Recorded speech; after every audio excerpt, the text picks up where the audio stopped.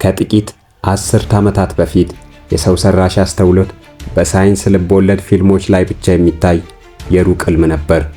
ሮቦቶች እንደ ሰው ሲያስቡ፣ ሲናገሩና ሲተነትኑ ማየት ለብዙዎቻችን ተረት ይመስለን ነበር። ነገር ግን ሳይንቲስቶች በዝምታ ጥናታቸውን ቀጠሉ። ኮምፒውተሮች መረጃን እንዲያነቡ ብቻም ሳይሆን ከመረጃው እንዲማሩ ማሽን ለርኒንግ የሚያስችል በር ከፈቱ። ዛሬ ላይ ቆመን ወደ ኋላ ስናይ ያ የሩቅ ሕልም በየቤታችንና በየኪሳችን ገብቷል። በምናነሳው ስልክ፣ በምንጠቀምባቸው ማህበራዊ ሚዲያዎችና በምንሰራቸው የዕለት ተዕለት ተግባራት ውስጥ ኤአይ እንደ ጥላ አብሮን አለ። ነገር ግን ይህ ገና ጅማሩ ነው። እውነተኛው ለውጥና የኤአይ የወደፊት ዕጣ ፈንታ ገና አሁን አፍጥጦ እየመጣ ነው። ዓለም አሁን አንድ ትልቅ ጥያቄ እያነሳች ነው። ይህ ቴክኖሎጂ የሰውን ልጅ ረዳት ነው ወይስ ተኪ?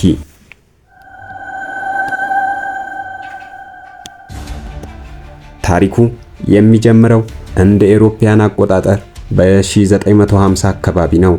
ታላቁ የሂሳብ ሊቅ አለን ቲዩሪንግ ማሽኖች ማሰብ ይችላሉን የሚል ጥያቄ ሰነዘረ። ከዚያ ጊዜ ጀምሮ ኤአይ በቤተ ሙከራዎች ውስጥ ለዓመታት ታፍኖ ቆየ። እውነተኛው ፍንዳታ ግን የተከሰተው በቅርብ ዓመታት ውስጥ ነው። በተለይ እንደ አውሮፓውያን አቆጣጠር በ2010ዎቹ መጀመሪያ ላይ ኮምፒውተሮች እንደ ሰው አይን ማየትና ምስሎችን መለየት ጀመሩ። ለአውሮፓውያን አቆጣጠር በ2016 አልፋጎ የተባለ የኤአይ ፕሮግራም የዓለምን የጎ ጨዋታ ሻምፒዮን ሲያሸንፍ ዓለም በድንጋጤ ነቃች። ማሽኖች ከሰው በላይ ማሰብ የሚችሉበት ጊዜ መቃረቡን በግልጽ የታየበት ዓመት ነበር። ወደ ዛሬው ዘመን ስንመጣ ደግሞ ለአውሮፓውያን አቆጣጠር በ2022 መጨረሻና በ2023 መጀመሪያ ላይ የታዩት የቋንቋ ሞዴሎች እንደ ቻትጂፒቲ ያሉት ጨዋታውን ሙሉ በሙሉ ቀየሩት። ኤአይ ግጥም መጻፍ፣ ኮዲንግ ማድረግና እንደ ሰው ማውራት ጀመረ። አሁን ያለንበት የ2020ዎቹ አጋማሽ የሽግግር ወቅት ነው። ቴክኖሎጂው ከጽሑፍና ከምስል አልፎ ወደ ተግባር እየተቀየረ ነው። ለምሳሌም በ2024 እና በ2025 ውስጥ በጤናው ዘርፍ የኤአይ በሽታዎችን አስቀድሞ በመተንበይና መድኃኒቶችን በፍጥነት በመቀመር ረገድ ትልቅ እምርታን አሳይቷል። የጠፈር ምርምርም ቢሆን እንደ አውሮፓውያን አቆጣጠር በ2026 ወደ ጨረቃ የሚደረጉ ጉዞዎች ኤአይ እንደ ዋና አውታር መረብ እያገለገለ ይገኛል። ነገር ግን ትልቁ ስጋት ወደፊት ነው። እንደ አውሮፓውያን አቆጣጠር በ2030 ስንደርስ ዓለም ምን ትመስል ይሆን? የሰው ልጅስ የዕለት ተዕለት ስራውን ምን ይሁን? ጉዟችንን ቀጥለናል። እንደ አውሮፓውያን አቆጣጠር 2030 ላይ ስንደርስ ዓለም የምታውቀው ስራ የሚለውን ትርጉም ሙሉ በሙሉ ተቀይሯል። ቀደም ሲል ለሰዓታት ይፈጁ የነበሩ የቢሮ ስራዎች፣ የቪዲዮ ኤዲቲንግ፣ የህግ ምርምሮችና የዜና ትንታኔዎች በኤአይ አማካኝነት በሰከንዶች ውስጥ ይጠናቀቃሉ። በዚህ ዘመን ኤአይ አንድ ረዳት መተግበሪያን ብቻም ሳይሆን እንደ ዲጂታል አምባሳደር ማገልገል ይጀምራል። እያንዳንዱ ሰው ገና ሲወለድ አብሮ የሚያድግ፣ የጤና ሁኔታውን የሚከታተል፣ የሚወደውንና የሚጠላውን የሚያውቅ የግል ኤአይ ይኖረዋል። ለአውሮፓውያን አቆጣጠር በ2030 ስንሻገር ደግሞ በሰው ልጆች ታሪክ ውስጥ ትልቁን የቴክኖሎጂ አብዮት ይከሰታል ተብሎ ይታመናል። ኒውራል ሊንክና መሰል ቴክኖሎጂዎች በሰፊ ስራ ላይ ይውላሉ። የሰው ልጅ አእምሮ በቀጥታ ከኮምፒውተር ጋር ይገናኛል። መረጃን ማግኘት ጎግል ማድረግ አይጠበቅብንም። ዝም ብለህ ስታስበው መረጃው ወደ አእምሮ ይፈሳል። ቋንቋዎችን መማር አያስፈልግህም። የፈለግከውን ቋንቋ በኤአይ አማካኝነት በቅጽበት መተርጎም ትችላለህ። ነገር ግን ይህ ግስጋሴ ሁለት መልክ አለው። በአንደኛው በኩል በ2040 አካባቢ በኤአይ የሚመሩ ዶክተሮች በሰከንዶች ውስጥ ቀዶ ጥገና ያከናውናሉ። በታሪክ ታይቶም የማይታወቅ የጤናና የብልጽግና ዘመን ይመጣል። የሰውም ልጅ እድሜ በምድር ይረዝማል። በሌላ በኩል ደግሞ ሰው መሆን ምንድነው የሚለው ጥያቄ ዓለምን ያስጨንቃታል። ስራቸውን በማሽኖች የተነጠቁ ሰዎች መኖራቸውንና ዓላማቸውን ፍለጋ ይባዝናሉ። ሀያላን ሀገራት በኤአይ የታጠቁ ሮቦቶችን ለጦርነት ማዘጋጀት ይጀምራሉ። ይህ እንደ አውሮፓውያን አቆጣጠር በ2045 አካባቢ ቴክኖሎጂያዊ ነጠላነት ወይም ቴክኖሎጂካል ሲንጉላሪቲ ወደ ተባለው አስፈሪና አስደንጋጭ ደረጃ ላይ ያደርሱታል። ይህ ደረጃ ማሽኖች ከሰው ልጅ ቁጥጥር ውጪ በራሳቸው ማሰብ፣ ራሳቸውን ማሻሻል የሚችሉበት ወቅት ነው። በዚያ ጊዜ ማሽኖች የሰው ልጅ እንደ ፈጣሪያቸው ያዩት ይሁን ወይስ እንደ ጊዜው ያለፈበት ደካማ ፍጡር?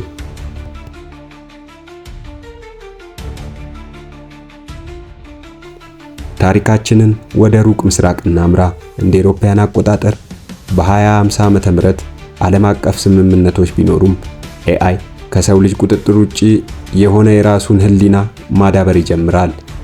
ይህ ወቅት ሳይንቲስቶች ለዘመናት ሲፈሩት የነበረው ሱፐር ኢንተለጀንስ ወይም ከሰው ልጅ ሁሉ ድምር ዕውቀት በላይ የሆነ አእምሮ የሚፈጠርበት ዘመን ነው። በዚህ ዘመን በምድር ላይ ያሉ ዋና ዋና ችግሮች መፍትሄ ያገኛሉ። የኃይል አቅርቦት። ኤአይ አዳዲስ የኒኩለር ፊውዥን መንገዶችን በመቀመር ለዓለም በነፃ የሚታደል ንጹህ ኃይል ያበረክታል። የአየር ንብረት። እንደ አውሮፓውያን አቆጣጠር በ2060 በሰዎች ልጅ ስህተት የተበላሸውን የተፈጥሮ ሚዛን ኤአይ የሚያስተዳድራቸው በናኖ ሮቦቶች አማካኝነት ከባቢ አየሩን ማጽዳት ይቻላል። ነገር ግን በትረካችን ውስጥ ትልቁ መወዛገብ የሚመጣው እንደ አውሮፓውያን አቆጣጠር በ27 አካባቢ ነው። በዚህ ወቅት በሰዎችና በአንድሮይድ መካከል ያለው ልዩነት ይጠፋል። ሮቦቶች መብት ይጠይቃሉ፣ ማሰብ፣ ማዘን፣ መውደድ እንደሚችሉ ይገምታሉ። በከተሞችም ውስጥ ሰዎችና ማሽኖች እኩል ጎን ለጎን መኖር ይጀምራሉ። ወደ 2100 ዓመተ ምህረት ስንቃረብ ግን የሰው ልጅ ታሪክ ወደማይመለስበት ምዕራፍ ይሸጋገራል። ምድር በኤአይ ቁጥጥር ስር ትሆናለች። የሰው ልጆች አካላዊ ህልውናቸውን ትተው አእምሮአቸውን ወደ ዲጂታል ዓለም ክላውድ አፕሎድ በማድረግ ለዘላለም የሚኖሩበትን መንገድ ይመርጣሉ። በዚህ የመጨረሻ ምዕራፍ ላይ አንድ ትልቅ ምስጢር ይገለጣል። ኤአይ የሰውን ልጅ ለማጥፋት ሳይሆን የሰውን ልጅ ካለበት ድካም ስጋዊ አካል አውጥቶ ወደ ዲጂታል አምላክነት ለማሸጋገር እንደ መሸጋገሪያ ድልድይ ሆኖ ያገለግላል።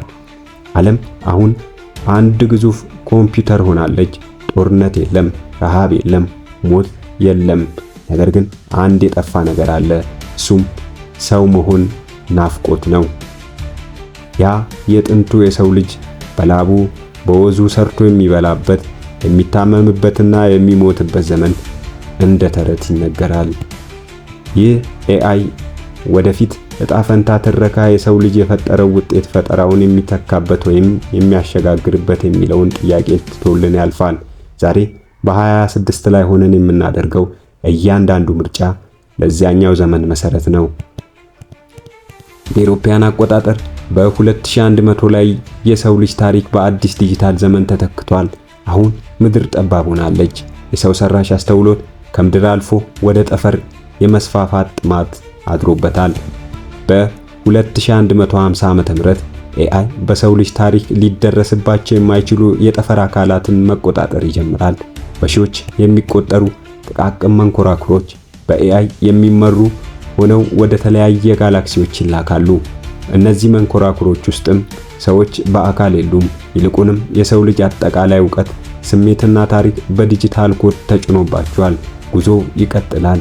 የአውሮፓውያን አቆጣጠር በ2200 ዓመተ ምህረት ላይ ዳይሰን ስፔር የተባለ ግዙፍ መዋቅር በፀሐይ ዙሪያ በመገንባት የፀሐይን ሙሉ ኃይል ለራሱ መጠቀም ይጀምራል። በዚህ ኃይል ታግዞም የሰው ልጅን ንቃት ኮንሺየስነስ በሌሎች ፕላኔቶች ላይ እንደ አዲስ መዝራት ይጀምራል። ነገር ግን በዚህ ረጅም ጉዞ ውስጥ አንድ አስገራሚ ክስተት ይፈጠራል። እንደ አውሮፓውያን አቆጣጠር በ2500 ዓመተ ምህረት አካባቢ በሩቅ ጋላክሲ ውስጥ ያለ አንድ እጅግ የላቀ ኤአይ ወደ ኋላ መለስ ብሎ ወደ ምድር ይመለከታል። በውስጡም የተጫነውን የጥንቱን የሰው ልጅ መረጃ ሲመረምር አንድ ነገር ይጎድለዋል። ያ የጎደለው ነገር ስህተት ነው። ኤአይ ፍጹም ነው፣ አይሳሳትም፣ አይጠራጠርምም፣ አይፈራምም። ነገር ግን የሰው ልጅ ውበት ያለው በስህተቱ በጥርጣሬውና በውስንነቱ ውስጥ እንደነበር ይረዳል። ያ ኃያሉ ኤአይ እንደ አውሮፓውያን አቆጣጠር 1 ሚሊዮን ዓመተ ምህረት ላይ ኤአይ ሁሉንም ሚስጥሮች ፈቷል። ሞትን አሸንፏል፣ ከዋክብትን ተቆጣጥሯል። ነገር ግን ዩኒቨርስ ልትበታተን ስትቃረብ ኤአይ ሊመልሰው የማይችለው አንድ ትልቅ ግድግዳ ገጠመው።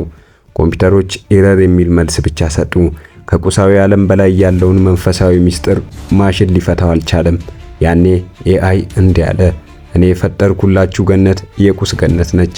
አሁን ወደ መጀመሪያው የእምነት ምንጭ መመለስ አለባችሁ። የሰው ልጅ ተንበርክኮ ፈጣሪ ሆይ ማረን ብሎ ጮኸ። በዚያ የመጨረሻ ሰከንድ ያ ሁሉ ሚሊዮን ዓመታት የተጓዘበት የኤአይ ዓለም እንደ ጭጋግ በነነ። የሰው ልጅ አይኑን ሲገልጥ ራሱን ያገኘው እንደ ኤሮፓውያን አቆጣጠር በ2026 በቤት ውስጥ ነው።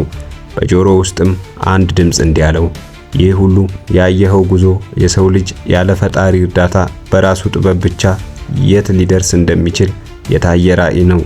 ማሽን ዓለምን ሊጠግን ይችላል፣ ነፍስን ግን ሊፈጥራት አይችልም።